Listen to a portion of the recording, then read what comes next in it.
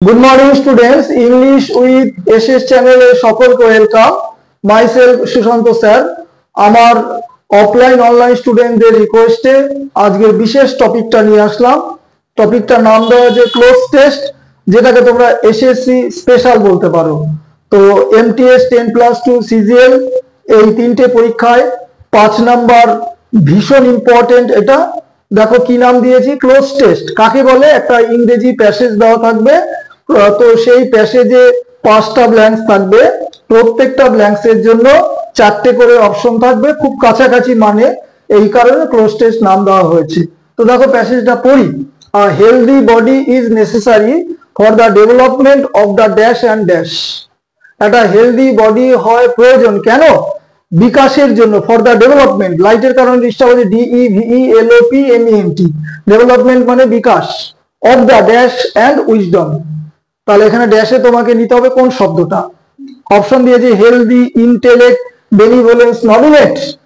তো এখানে হিলিং মানে আরোগ্য, ইন্টেলেক্ট মানে বুদ্ধিমত্তা, বিচক্ষণতা, যাই বলো, বেনিভোলেন্স সুবিধা বা উপকারিতা, নমিনেট মানে মনোনীত করা। আমার সঠিক আনসার আসবে ইন্টেলেক্ট। এবার দেখো 2, এভরি হিউম্যান বিং শুড, প্রতিটি মানুষের উচিত এক্সারসাইজ ডেইলি, প্রত্যহ অনুশীলন করা বা শরীর চর্চা করা। কেন? টু ড্যাশ গুড হেলথ, অর্থাৎ সুস্বাস্থ্যকে বজায় রাখতে। তো বজায় রাখা ইংরেজি হচ্ছে মেইনটেইন, বজায় রাখা হচ্ছে মেইনটেইন। লেজিসলেট মানে নিশ্চয়ই যেন আইন জারি করা, রেক্লেইম মানে উদ্ধার করা, স্টার্ট মানে শুরু করা। তাহলে আনসার আসবে ডি এরটা, মেইনটেইন। নেক্সট দেখো ফিজিক্যাল এক্সারসাইজ, শরীর চর্চা, অবশ্যই সাবজেক্ট, ড্যাশ ভার্ব বসবে, ফিজিক্যাল ফিটনেস। 3 নম্বর আনসার আসবে এনশিওরস, সুনিশ্চিত করা বা নিশ্চিত করা। এনশিং মানে আসন্ন, এনট্যাঙ্গেলস মানে ফাঁদে ফেলা, এনার্জি মানে শক্তি বা উদ্যম।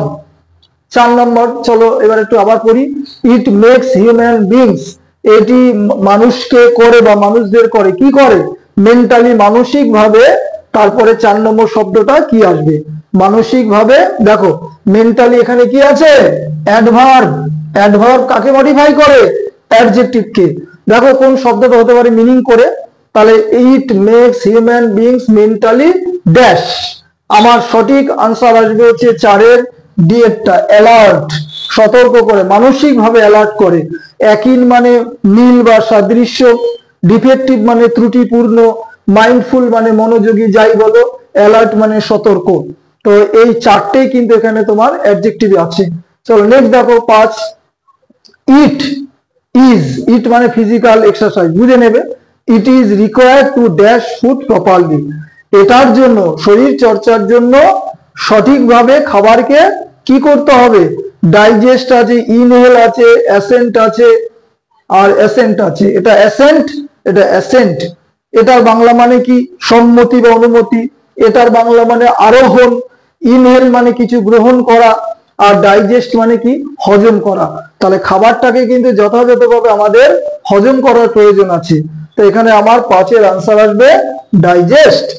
এবার তোমাদের সকলের জন্য প্রতিটা ক্লাসের শেষে একটা আমি হোমওয়ার্ক বা বাড়ির কাজ দিই, যার নাম দিয়েছি আমি ফর ইউ। আজকে আমি দিয়েছি error correction, very very important error, subject verb এগ্রিমেন্টের উপর। One of my desires, desires মানে ইচ্ছা বা আকাঙ্ক্ষা, আর to become a doctor. Answer নিশ্চয়ই বলবো না, এ বি সি ডি, কোনটা যদি ভুল হয় এ বি সির মধ্যে হবে, ঠিক হলে ডি হবে। তো এটা কমেন্ট সেকশনে আনসারটা জানাবে। প্রত্যেকে পুরো ক্লাস আশা করি দেখো এবং দেখবে। তো প্রত্যেকের কাছে সাবস্ক্রাইব, লাইক আশা অবশ্যই করতে পারি। বাংলাতে বোঝালাম পুরো ভিডিওটা।